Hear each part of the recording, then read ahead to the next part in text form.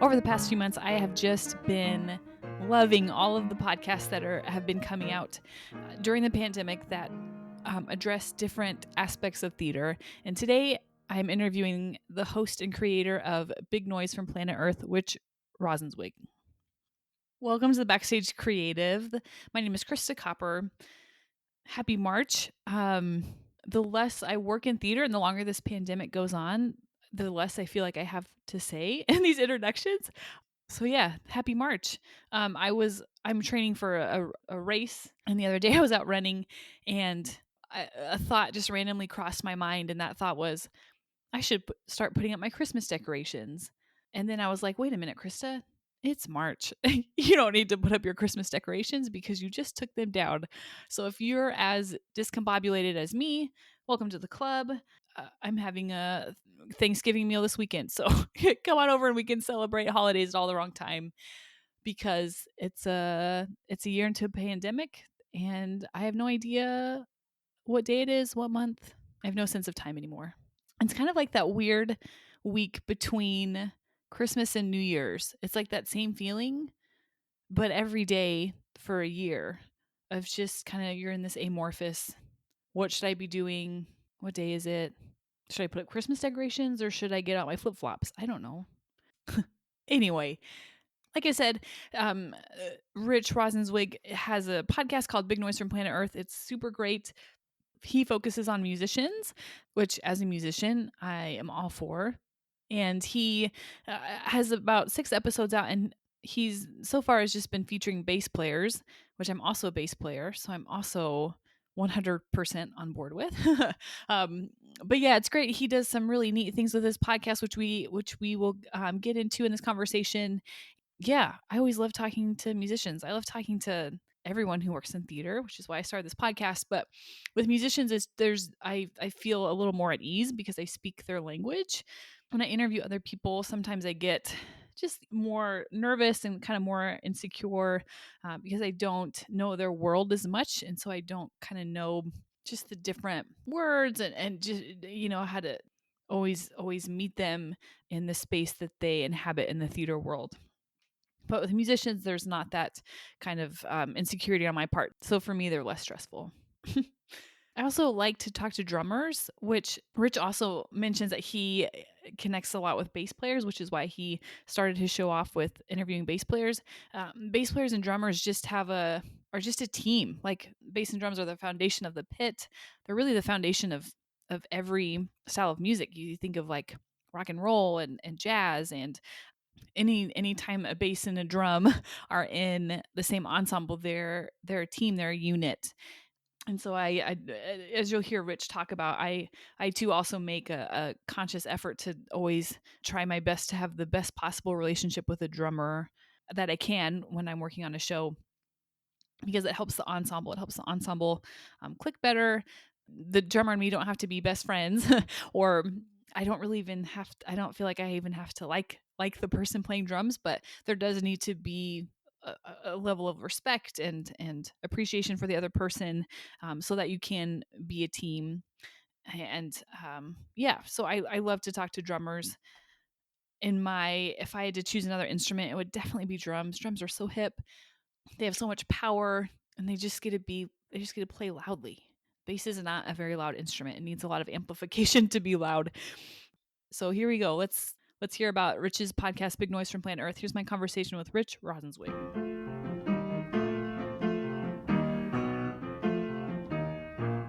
No, I love to talk about like podcast stuff. What else, what other stuff are you using to edit or to host? Again, this is new to me, and what I've been doing is, if it's in person, I actually use the set of microphones that a big time sound designer who I just became friendly with because he was renting a house down the country road from me. I'm speaking to you from a little country cottage that I own in upstate New York, which has been a godsend for many reasons, lately in particular. So I was just learning to record myself at the beginning of the pandemic, and he loaned me indefinitely a set of mid-level microphones for my drum set. And I learned to record myself. This is how the whole podcast evolved. And I just use the snare drum mic and a tom mic when I just do. I've done a few in person with friends who I considered sort of in my pod, and one of them we were masked anyway, but when we were live in the same room. So that's what I use for the interviews. When I do it on Zoom, it's been mostly the really rough end, just recording Zoom. And then the person who edits my podcast, because technologically, if it's not clear already, I'm a little challenged, is this amazing bassist who is on he was my fifth guest, but he's a good friend named Pete Donovan, who's such a great player, and you might know him as well. And so I give him all the elements. As you may or may not know, my podcast has specific things about it. It's not just an interview show. So I do an intro, I have my theme music, I have the interview itself, which I do a lot of editing on, and then he puts it all together, including dropping the duets that are the feature of the interview. So it's not that technological, probably for people who are very savvy, but it is for me. So I have the help. Yeah, that's great. Yeah, when I first started, there was a lot of googling and watching a lot of YouTube videos. Like Right. I use Audacity to edit cuz it's free. Like Zencaster, which I normally use, is free. So, yeah, I try to keep it as low stress as possible. Well, yours is a good straight ahead interview show, right? And Yeah. yeah. So what gave you the idea to do Big Noise? Well, it started kind of with panic, to be honest, because of the pandemic and because I had just started a Broadway show. So my mind was not on other projects, it was on full speed ahead. I had been out of town for a while on a tour, which was unexpected. And I came back to a show, and suddenly, like so many people, the bottom dropped out. And we all wanted to be creative. But to be specific, I have always been interested in radio of some sort and interviews. And I also felt it was my responsibility to catch up with the rest of the music world and learn how to record myself. So I began to get work on a good sound for my jazz drums, which I have here in this little house I'm in. My drums that I use for shows are literally still in the Broadway theater, collecting an inch of dust, I'm sure. Oh. I know they won't let you break it down with the anticipation of starting the show up again. Oh my. And yeah, it's an expensive endeavor to reset up, so that's where we're at. I learned to record myself, and I wanted to do some sort of interview with fellow musicians or people in the creative world. And then it evolved to, well, as far as who I want to interview, I feel like I connect to bassists. And I know that's kind of a stereotype with drummers, but what can I say? It's the truth for me. I would say the majority of my musician friends in New York City, if I had to categorize them by musicians, by what they play rather, are bassists.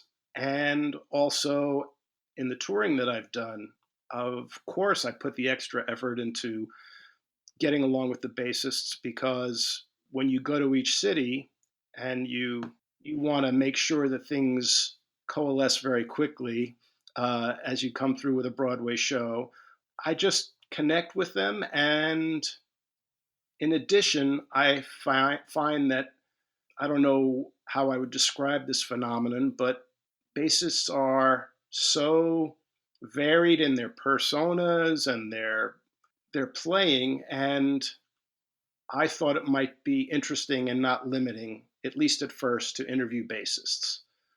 Now, not to be long winded, but this is kind of how it evolved. I wanted to make use of these little drum clips that I had of me just testing out my sound. And they were just me improvising on drums, really without any structure, just goofing around to work on the actual quality of the recording.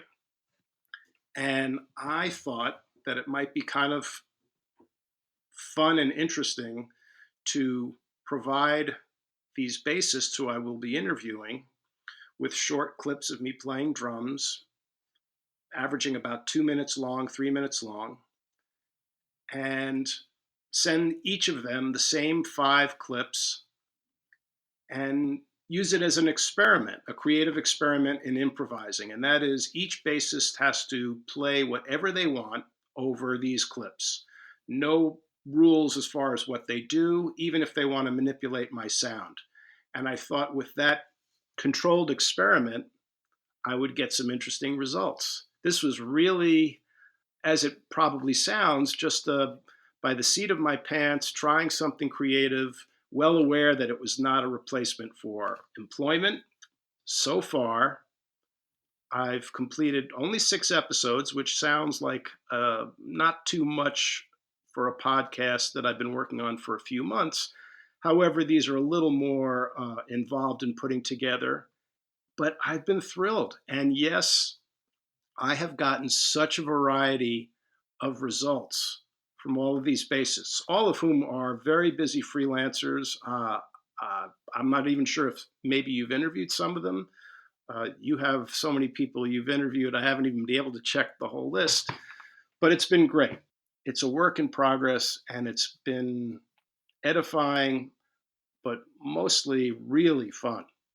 Yeah, I love that you do that because I've listened to a few of the episodes, like you just get a deeper picture of the person you're interviewing because you also get to hear them play, and I think that's a great idea, especially if you're focusing on musicians, like you just um yeah, I appreciate the guests more after hearing them play, and especially since you use the same drum track for all of them, you can Right. kinda just get more of a flavor of their personality, and I think it's a great Well, idea. thank you. I might as well take advantage of having a seasoned professional bassist to talk to right now.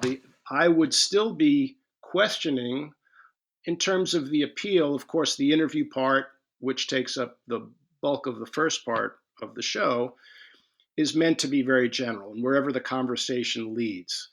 It's kind of an extreme in that hopefully that has appeal to anyone who would be interested in freelance careers, much like what you're doing.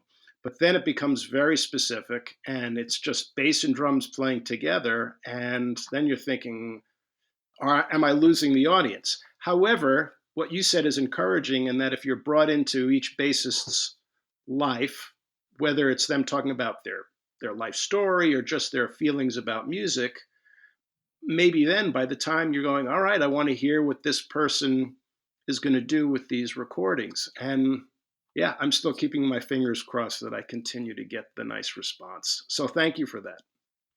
Mhm. Are you gonna have a lot more bases on your show and then switch to a different instrument? Kind of how are like, what's the structure of are you doing, like, a seasonal structure or Very good question. And the answer to that is I'm still figuring it out. Where I am right now, I started out with a list of 30 some odd bassists. They really included so many of them that I met on the tour that I just did. I just did the national tour of the latest Broadway Hello Dolly, the one that had Bette Midler, and that's how I met Richard Duke, who's a mutual friend of ours, fabulous bassist in San Francisco. I had a long list of bassists, and I thought I could do this for a long time because of the variety and the friendships that I've made.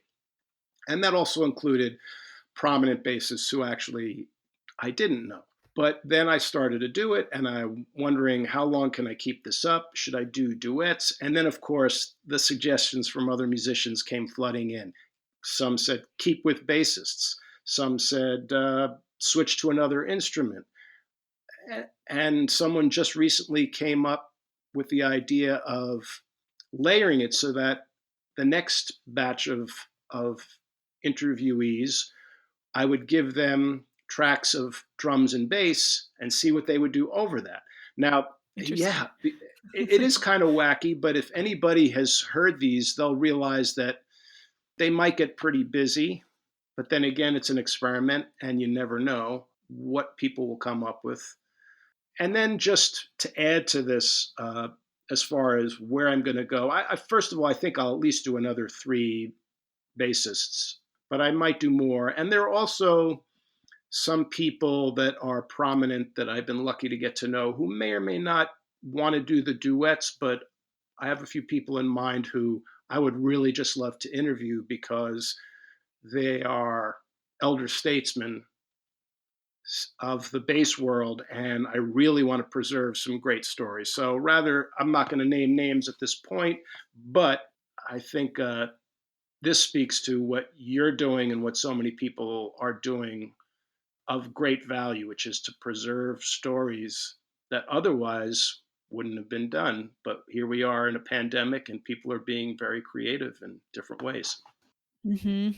Mhm. I just love the podcast format too because it's so there's just so many things you can do with it, and it's so easy to, like, tweak something or change something.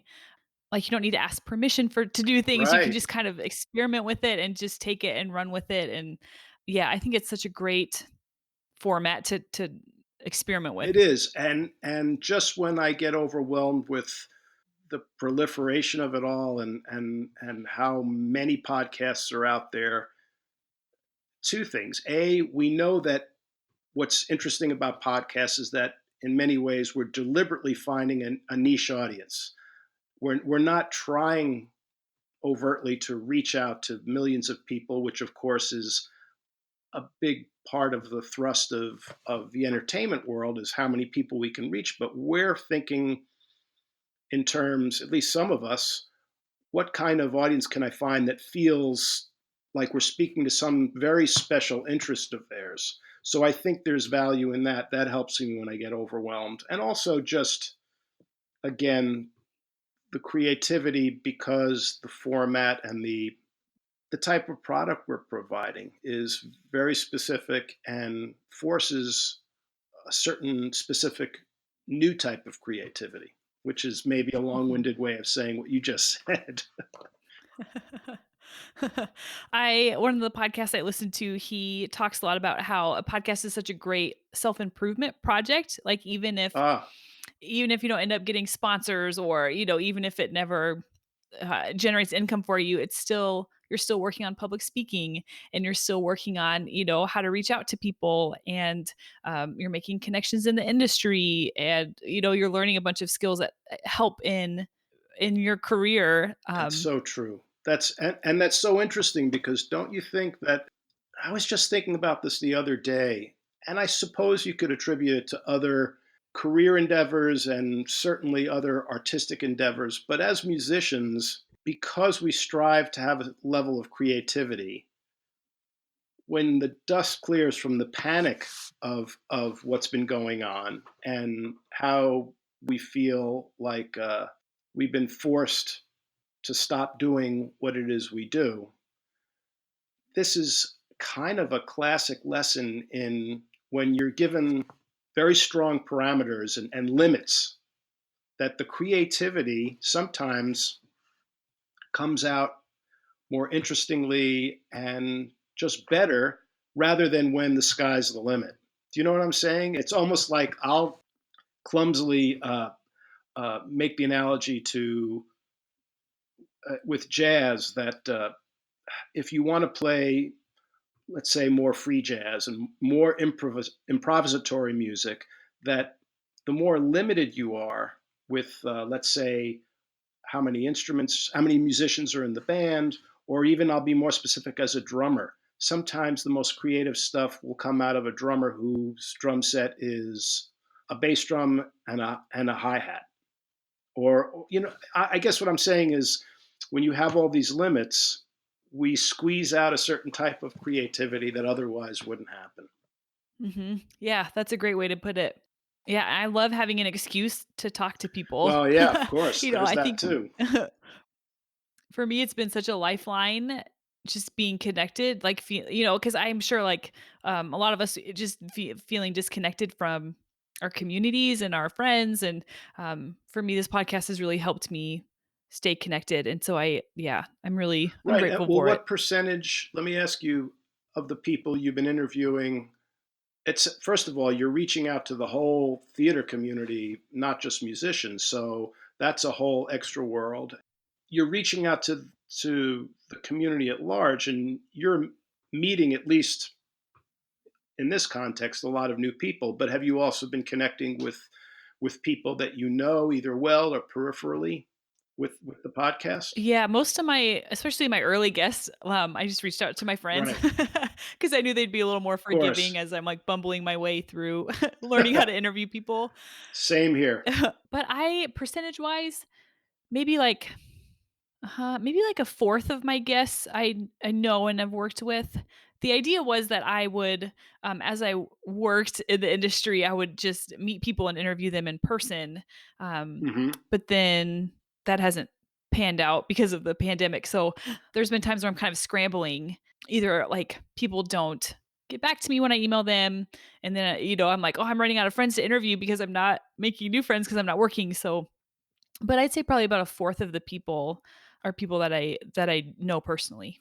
Right. And of course, nobody would be meeting the amount of people that you're connecting with without this lifeline to technologically. I mean, we all know what we can complain about and be frustrated about with the technology, but of course, the other side of the coin is how amazing it's been. Mhm. I mean, what we have done without Zoom and the like during this pandemic, without those options. But I mean, I've been interviewing mostly friends, but again, the fact that you're going to people who do backstage work, who are designers, that's pretty amazing, and also interesting to get the different perspectives from where everyone sits in their life in the theater. Mhm. So Yeah, I think it helps me appreciate theater a lot more, right? Like in the pit, you can get pretty you don't really see what's going on because you come in, right at right, the last minute, and so you just appreciate more of the hard work and, the creativity that goes on before you even show up, and so, yeah, I just have so much more admiration for all the people that I've worked with in the past, for sure. I'm sure, and I would think that in the shows that you've done, when you just get to hear a little bit, whether you're talking directly to a hairdresser or an actor or a lighting designer, or you just happen to hear it with an earshot, and you go, "Oh my God, we're doing the exact same show, and their world is totally different." Mhm. You have no idea what's going on in the dressing room unless you hear about it or what's going on. And it also, in the end, this adds to what it is that obviously makes live theater so unique and so important because, like I think I heard you say on one of your podcasts, the thrill of knowing that at any moment, you know, things could go down the crapper. Mhm. And that sounds a little silly, but it certainly has happened in many shows I've done, and to the point where the show gets stopped cold and they have to come out and say, please bear with us. And it stopped for 2 minutes or it stopped for 20 minutes.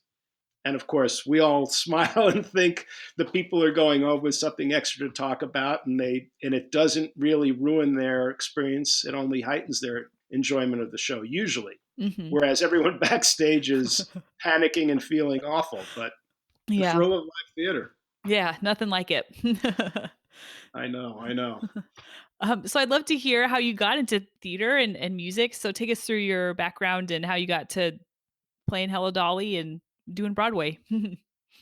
I would say if we're gonna go back, I grew up in the suburbs of New York City, and my mom plays piano, but both my parents are very culturally inclined. They grew up in the Bronx, and I grew up in a house where we were listening to music all the time. And though I grew up in the late 60s and in the 70s, and I loved all kinds of pop music, I didn't fight the fact that my parents loved big band and jazz and Broadway. It was just, I think, learning early on just the thrill of the arts. And I was taken to a lot of Broadway shows as a little kid. It was thrilling. I saw some classic things. I saw some more modern things. I would wholeheartedly admit that as I got older, I was more focused on playing jazz and playing pop, but mostly jazz. And Broadway, even though it was still a thrill, it wasn't something that I concentrated on. I went to college not for music. I went to UNC Chapel Hill and wanted to get a good liberal arts education. So I went for the well rounded university experience. But by the end of college, I knew if I didn't try being a drummer, I'd regret it for the rest of my life. And then I moved to New York, played a lot of jazz, but it was clear that my choices for having a career as a working musician full time was either play weddings and bar mitzvahs and what, at least in our region of the country, we call club dates, which is fine. And you often get to play with great musicians. Or as the scene had evolved in New York, the other big option was to play Broadway and Broadway related stuff, theater. The recording scene, the TV and film scene was, as we all know, much more of a tough nut to crack, especially as years went by and fewer people were doing it. I didn't want to do as a drummer the club date scene. And even though I had my little caveat before about not being as into playing theater, or not, I should say, not being as into listening to musical theater, but every time I played shows, I had the best time.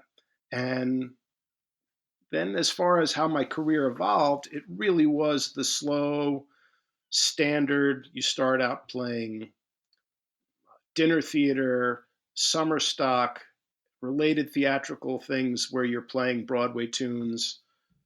And then I would play a lot of jazz, and then I would go back to playing theater. Then I started to do some higher end touring, and I had my eye on Broadway, but it's very competitive. But I kept at it. The tours that I did got to be better and higher end. I did first national tours of the Will Rogers Follies and State Fair before it went to Broadway, an old Rodgers and Hammerstein movie musical. I did the Scarlet Pimpernel. And also, by the way, there are some people who have really great careers only on the road. And that is a great way to be playing constantly. It takes a certain personality to really commit to the road all the time. But it's actually, despite what people who are not in the business think, oh, it must be a tough life. Actually, Broadway tours are an easy life in some ways. You're living in nice hotels. You're hopefully having long stays in cities. But what I would do is I'd go out on the road, then come back and try to be as creative as I could, play jazz.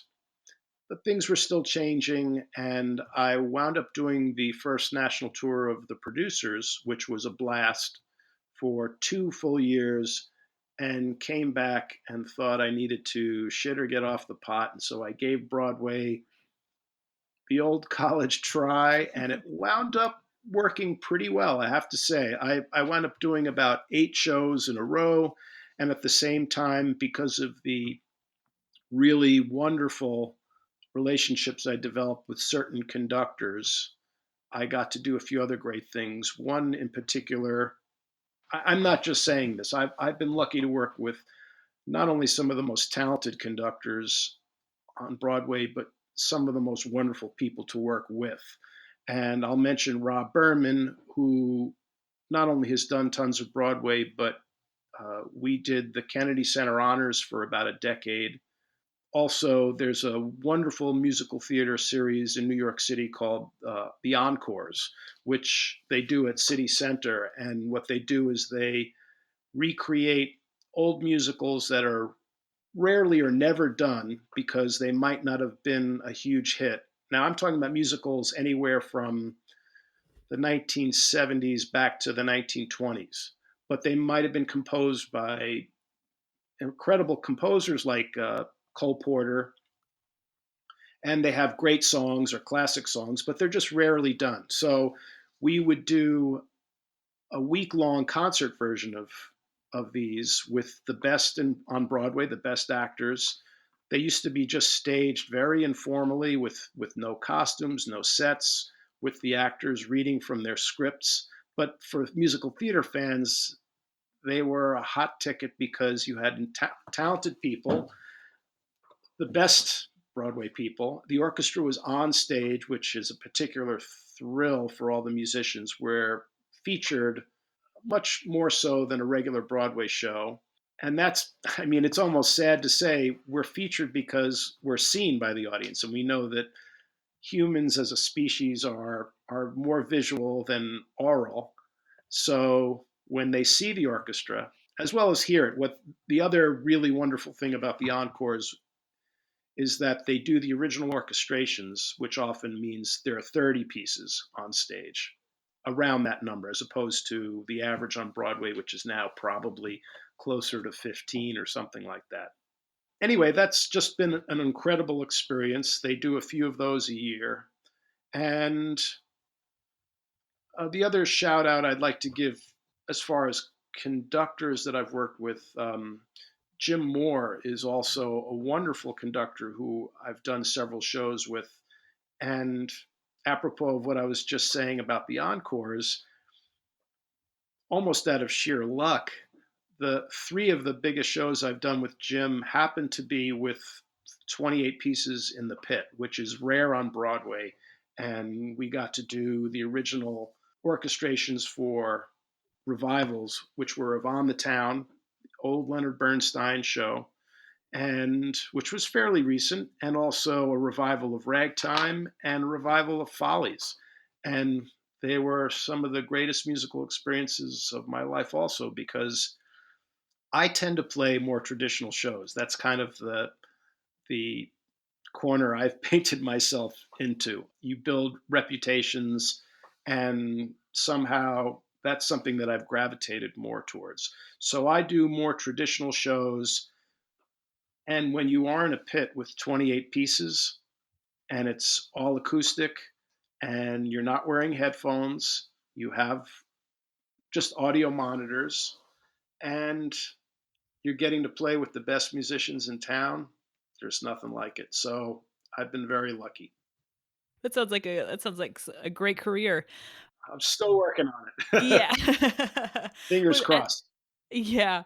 At any point, did you kind of question, like, will this work? Or maybe I should pick a different path? Like, what's kept you in this field for as long as you've been in it?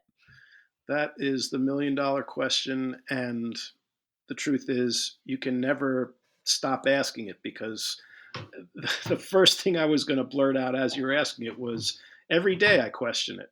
The intensity of living the freelance life and knowing that it could change at any moment. I don't think I can give that pat answer that, yes, I knew I always wanted to be a drummer and I've never thought about doing anything else. And so I never question that. It's a struggle. I question changing careers many times. It's funny that the first experience I had with that early on in my career, where I was doing a lot of different gigs, but it was hard.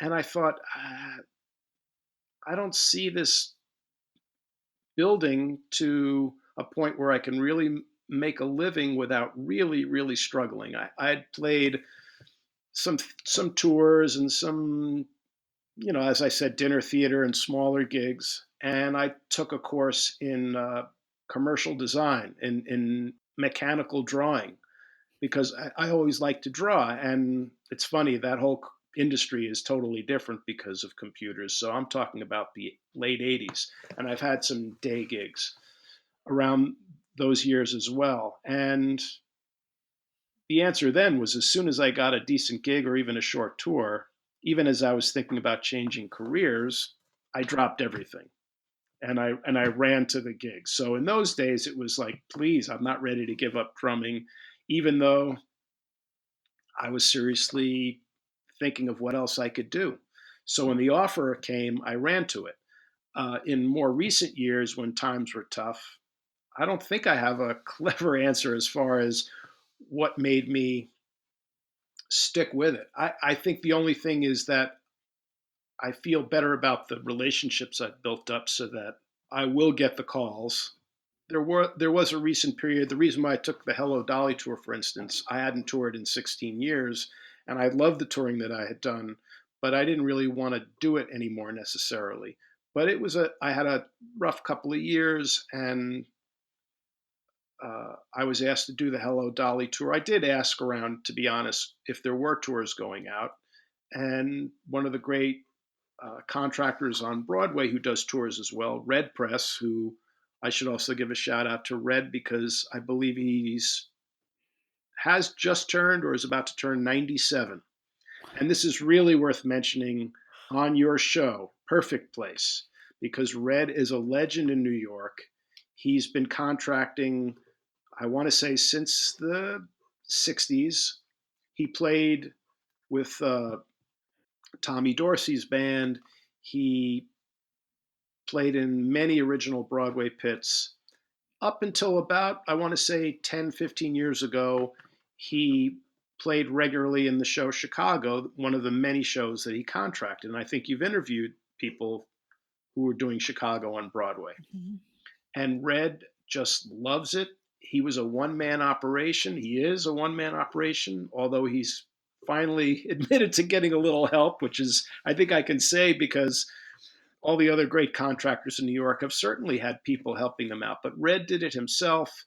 He's an incredible guy, one of the most revered people in the music world in New York City. And I'm just giving a shout out to him. Happy birthday, Red. 97, doing well. And Red was the reason, among hiring me for many other shows, that I did the Hello Dolly tour. So I did that for over a year, and it was nice to revisit, especially the cities that I had been out to do other tours with many years before that. And so I would say, not that you would ask this, but the fun thing about doing Hello Dolly was being able to see all these musicians again and meet new musicians.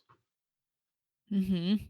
I like to ask musicians, especially drummers and bass players, about like how they take care of themselves physically Hmm. because like when you're touring and lugging gear around or playing 8 shows a week on Broadway, like that's a physical thing to be doing. So how do Right. you manage the physical side of your playing? Well, the smug answer I could give is you just said it.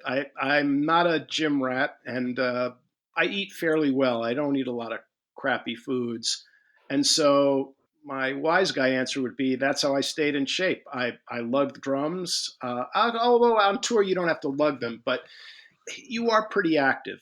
I would say that despite what I said before about the life on the road being easy, you are doing a lot of schlepping. You're hopefully, if you're staying in a hotel that's walkable to the theater, you opt for that so that you're not taking public transportation. So you walk to and from the theater. You're doing 8 shows a week. You're still lifting and moving things and packing up drums a few times the day you rehearse and open the show in each city. So I guess I don't have any, and I'm sure plenty of other drummers who tour will talk about their regimen of going to the gym and maybe how they eat. Although, like I said, I try to eat well and I just try to stay really active. So that's my. There's no secret there, or nothing special. Although, believe me, plenty of times I wish I was more disciplined in that department. It was different touring when I was in my 30s or 40s, but it was a little bit more challenging this time around when you got to the end of the week and you have 2 shows on Saturday, and as opposed to Broadway, where usually the matinee 2 show day is on Wednesday and Saturday, on the road, it's usually Saturday and Sunday, which means that by Sunday night, and I'm sure your listening audience consists of many people who know this, but for those who don't, if let's say for example you're doing a 1 week stay, you travel on Monday, you get to the city Monday night, Tuesday morning you rehearse all morning with the band, and if you have 2 different drum sets, you set up at 8 o'clock in the morning, you rehearse from 9 to say 1 o'clock, you pack up those drums, you maybe grab something to eat, and then you go set up in the pit, which is a stressful slash interesting crazed challenge because every pit is different, and you walk into a pit and go, oh, this is going to be easy, although the acoustics may or may not be great, or this is going to be crazy because there's barely any room, and you panic and then you always make it work. Anyway, you set up in the pit, and then you open that night. Oh, and excuse me, you do a sound check and open that night. So Tuesdays are very intense. Then you go through the week, and then you do Friday night, two shows Saturday, two shows Sunday, and pack up your drums. So by the end of Sunday night, this goes back to your question about staying in shape. You feel like you've earned your bread and butter. So as far as drummers, I know you spoke to Sean McDaniel and maybe several others, but I know you get an aerobic exercise anytime you're playing a show. But I always tell people who don't know much about being a musician, they go, "Wow, you must get such a workout." And I suppose I do, but my pat answer is usually, "Well, I'm not playing a Metallica concert every night. It's Broadway, and you sit around for a little while, then you play." But there is definitely a level of intensity of actually sitting and then waiting, and then suddenly you really have to put out as a musician.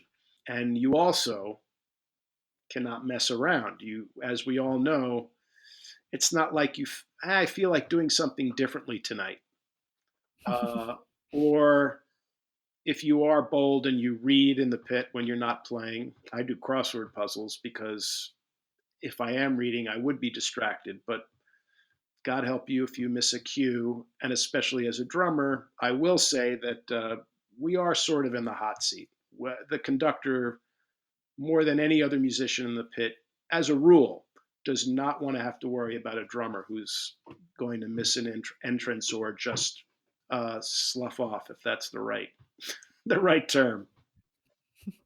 Yeah, there's nothing more, stressful or unnerving than playing in the pit with a drummer who has trouble remembering tempos or, second guesses Right, when they're supposed to come in. But yeah, I think as a drummer, you probably have to have a lot of confidence right. in what you're doing because I mean, and you're also the most exposed. Like if you step in a hole or like I feel like drums, you're out there a lot more than other musicians. Yes, and it's interesting. I think I actually also listened. You recently interviewed Christy Norder, and we know each other a little bit, but not well. But she made the great point about subbing and how, without a doubt, subbing is more stressful than being the regular because of the pressure that's put on you to come in and play the show exactly like the person who normally does it without any rehearsal. And that has also changed. In the old days, if I talk to musicians older than me who have played Broadway, they smile or roll their eyes and say, in the old days, you just come in and sight read the book as a sub, and it wasn't always perfect or great. And maybe the conductor would be pissed off, but that's just the way it was because there was other work to be had, and it wasn't the best job in town, Broadway, Mm. and the expectations were limited just because musicians could say, "I've got other gigs," and things changed, and it's more competitive, and any musician is going to have a hard time subbing, and she's a woodwind player and a doubler, so that's her incredible challenge.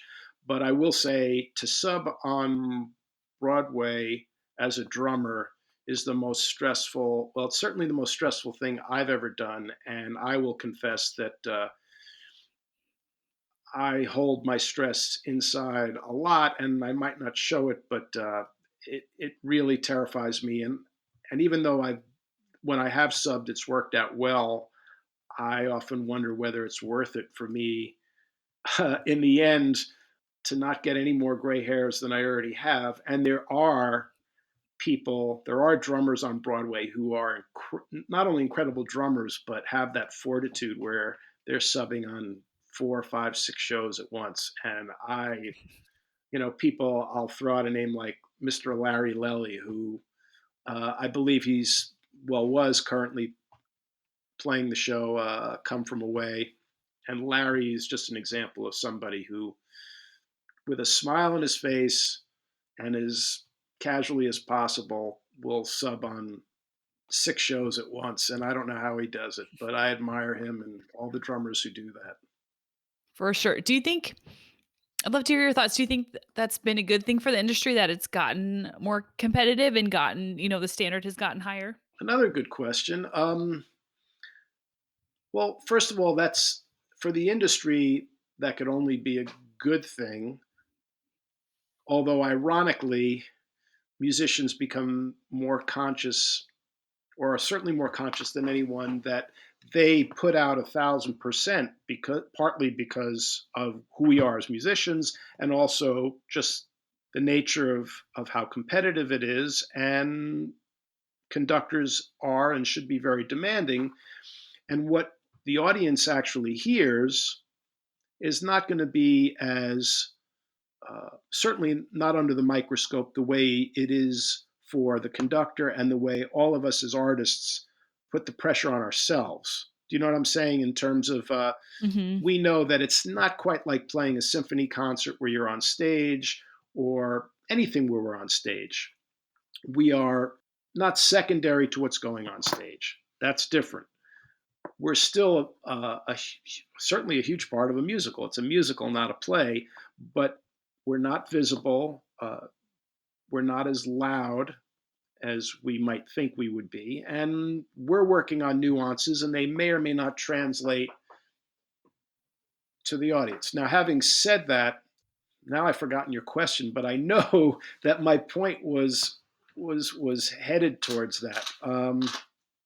The interesting thing that's happened in the last couple of years is that I think everybody is very conscious of the fact, and I think these podcasts like yours are going to be a help this phenomenon, and that is, there are so many more musicians now around the world, as we all become a much smaller world with social media, where musicians are excited about wanting to play musical theater. And that was not the case 50, 60 years ago.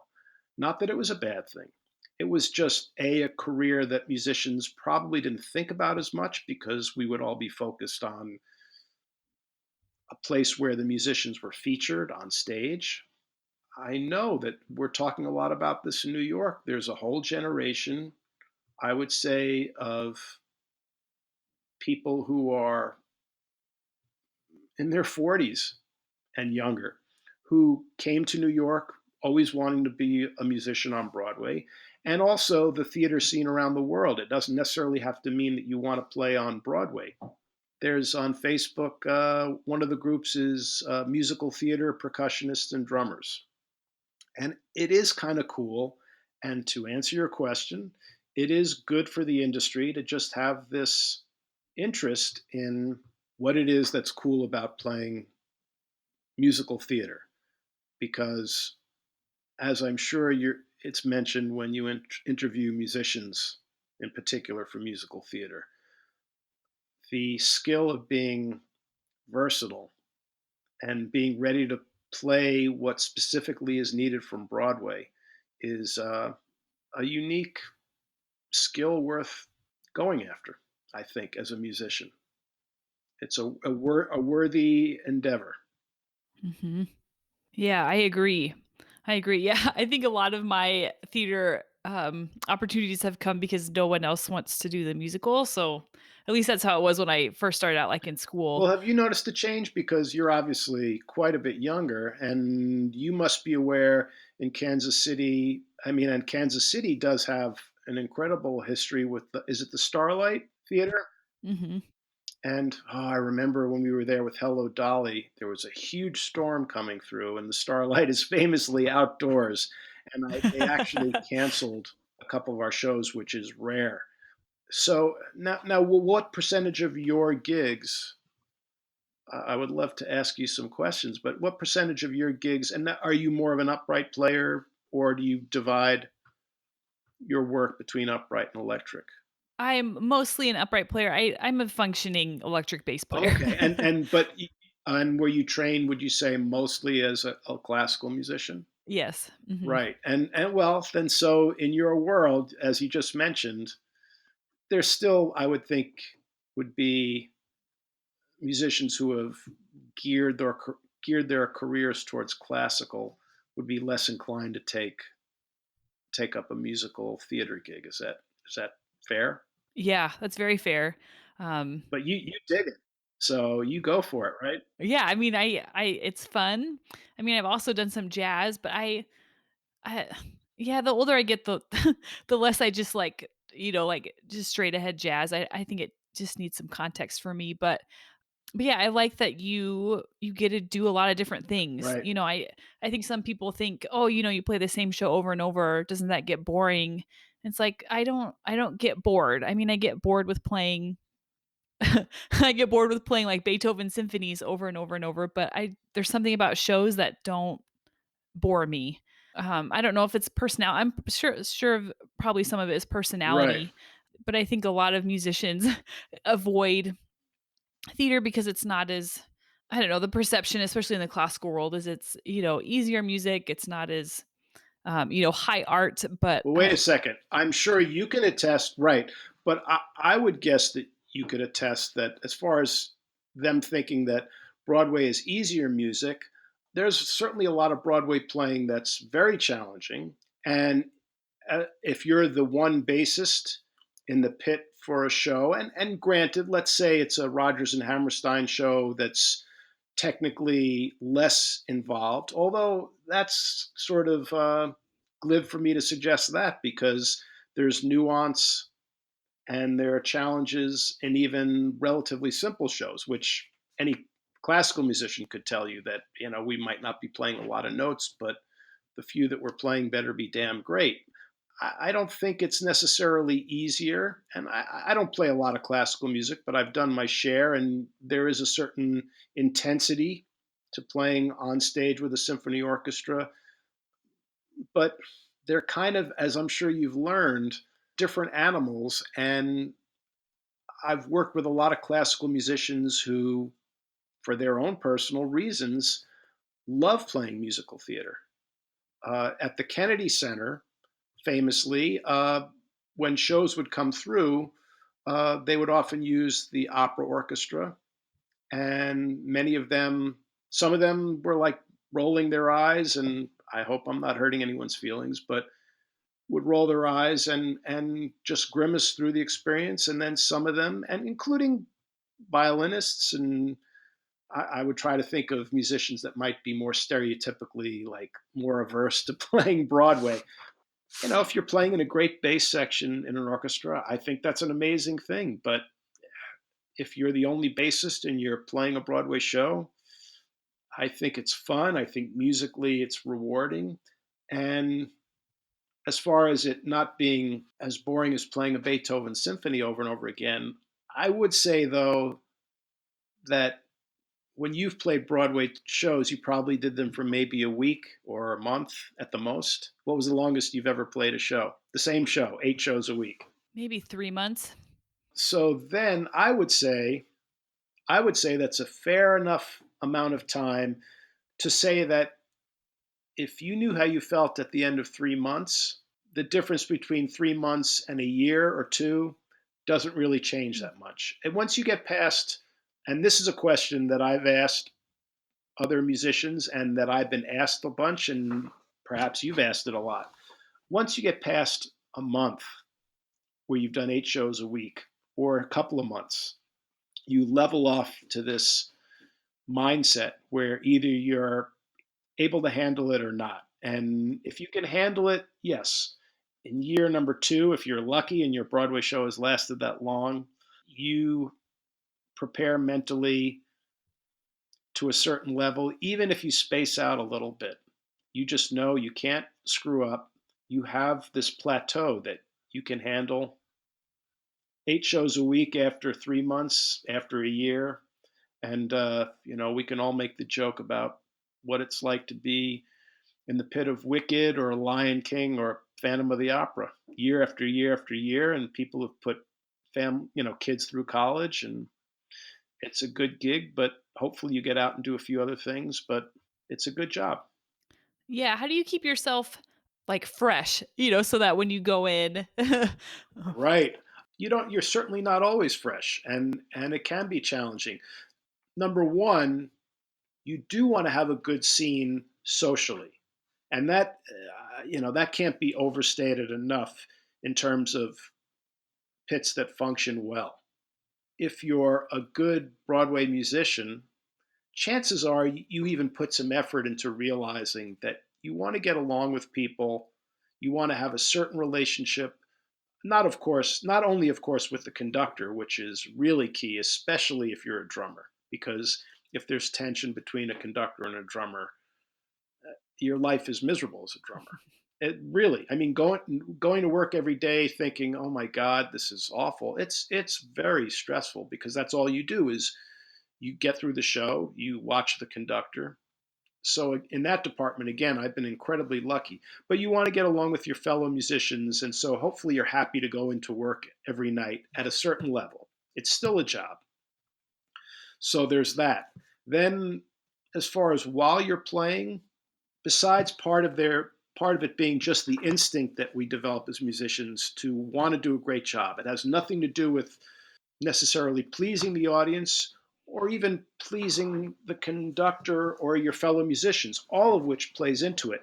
But the instinct is you do it for yourself. If you do a Mhm. crappy job, you get angry at yourself. You do it because you just feel better knowing that you gave as close to 100% every night as you can.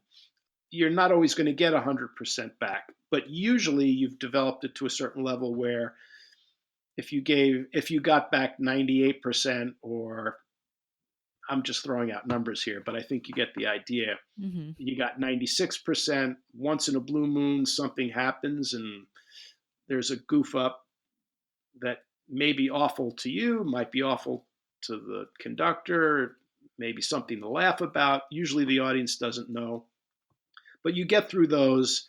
You find little tricks to get you through the show. I do crossword puzzles when I'm not playing, and I know when it is instinctively time to put it down. Beyond that, just to finish answering your question, you hopefully also, there are elements of a show that you just look forward to. You look forward to either playing it specifically on your instrument, or you look forward to it musically because it sounds beautiful. And that even includes sections where you're not playing. I'll just use the example, the show that I told you I did, the revival of the show Follies, a Stephen Sondheim show from, I want to say, the 70s. Not only was it a great orchestra, but the show opens, it's a prelude before the real overture, and it's this very impressionistic style. And I mean that as in the genre of impressionist music that has no drums. So every show opened with this 3-minute piece before the drums even played, and it's a beautiful piece of music. It was written by Sondheim and orchestrated by Jonathan Tunick. I could look forward every night to just getting in, sitting down at the drums, and for the first 3 minutes, just listening. So, yeah, there are things like that that get you through the show. Mhm. Yeah. I like to ask everyone the same final question. Okay. What advice would you give to young drummers who maybe want to play on Broadway? Maybe just want to make a living as a professional musician. What advice would you give to them? Well, first of all, those are two different things. If you want to play on Broadway, you have to live in New York, uh, and you have to be willing, and this would be said of, especially we hear it all the time in the acting world, you have to be willing to go through and like the process of rejection, of not getting called, of things not working out. It can't all be about just the prize because, to be very specific, on Broadway, as much as it's, as I said, there are people who want to make a career on Broadway as a musician. You should be very conscious of the fact that there are only, I don't know, 15 to 20 musicals running at one time. I could be off on that number, but I certainly aren't more than 20 because there are 30 some odd official Broadway theaters, and many of them are plays. So it's a good goal to have because it's an honor and a thrill to play on a Broadway show, but there are without a doubt spectacular productions that are done off Broadway that are done peripherally. There are regional theaters where the quality of the productions are great because the talent pool that you're so well aware of yourself because you're interviewing them, you can't always work on Broadway. So you just want to work steadily. And so here I am getting to what is a cliche answer, and that is take gigs, work as much as you can, enjoy playing at your local dinner theater. Because Lord knows if I go back and think about playing 1776, I don't mean the year, I mean the musical. And when I was in college, I think I did it in some church or something. It was the first time I was exposed to that music. Among many joys are thinking that, oh, this seemed, I didn't know what the show was about, or I didn't know what the music was about. I thought it might be really corny. And then once you're involved in a production and you learn it from the inside, you're more often than not pleasantly surprised, and it's rewarding as a musician to be involved in the production. So, I mean, there's that to look forward to. That's partly an answer to people as far as who want to play. As far as what to do, uh, as I said, yeah, take all the gigs. If you find that it's not your cup of tea, and I mean that not because, damn it, I'm not on Broadway yet. I mean, if that's your feeling, if you're not liking it because you don't like playing in a small tour or a regional show or whatever, and all going is for the prize, then maybe it's not for you. Obviously, you just have to like being a working musician. And yes, there are lots of dues to be paid. If you're a drummer, you're slogging around your drums. And if the goal is, yes, I didn't have to move, well, I did have to move drums when I was on tour, but on Broadway, I don't have to schlep my drums every night. So if that's your goal, is to live the life of not having to move your drums, and it's not about that. Obviously, you just have to love playing, and I certainly see that around the country. People love the minutia, the setup of your drums and percussion, what sounds to get, how to swing, and this is very specific to drummers. The how to swing the choreography of moving from your drums to percussion instruments and toys. All that stuff is what makes musical theater fun. And yeah, I think as long as you enjoy that, the only thing I would end this off with, it is a tough thing to be a freelancer. And I certainly am not going to predict where this world is going to be at in a couple of years.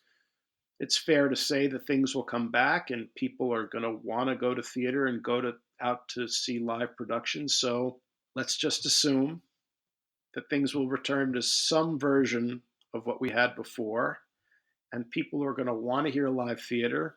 And if you're a musician, let's assume that things aren't going to suddenly be all pre-recorded, and that the thrill of live theater will include live musicians. So just do it because you love it. And if you need to make ends meet doing something else, that's fine if that's possible for you. It wasn't possible for me because I wanted to keep at it as just a performing musician, and it's been and continues to be a struggle, but that at least has been partly why I've been lucky enough to do what I did and what I've done and what I hope to do.